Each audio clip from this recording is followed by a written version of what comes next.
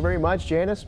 Well, if you are a young adult or you have a child who's a young adult, you're going to want to listen closely. Stewart Welch joins us to explain 2 things young adults must do. And these are things, I got to be honest, I didn't think about. I think a lot of people out there didn't think about. I think almost nobody thinks about their 19-year-old is now legally an adult, right, and they have to have certain things done. Yeah, and one of these you talk about is signing an advance directive for health care. I never thought about that. Well, it's like the living will. So a few years ago, my wife ended up in the ICU, and I go to ask the nurse, you know, what's going on? She says, well, we don't have a living will signed by you. We cannot release any information. So all of this is around the new, not so new anymore, but privacy laws.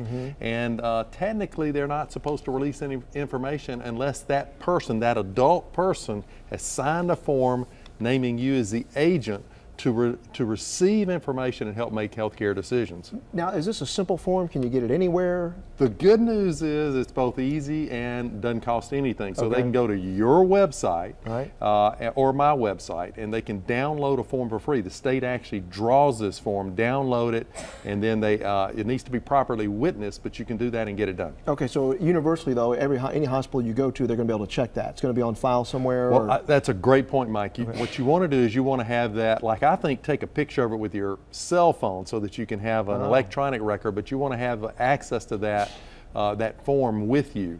So you are going to want to have access to that because they're going to ask you to present it to them in some form. See, I just brought something up that maybe the hospitals and people are going to have to work on, is have it so where they can access that document, whichever hospital you go to. Maybe there's a way that they can do that. But our website, WBRC.com, and also the WBRC News app will have that link to provide for you to download that form. But the second thing you're talking about, I did not think about this, is to sign a durable power of attorney. You think about that as you get older.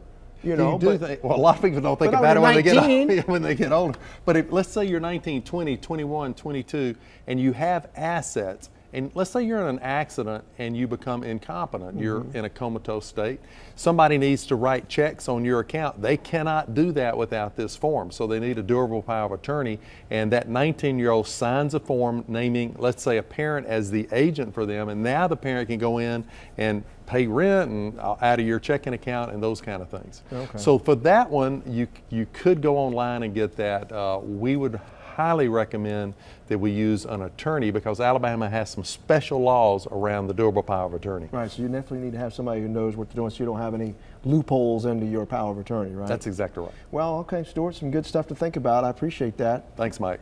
Yeah.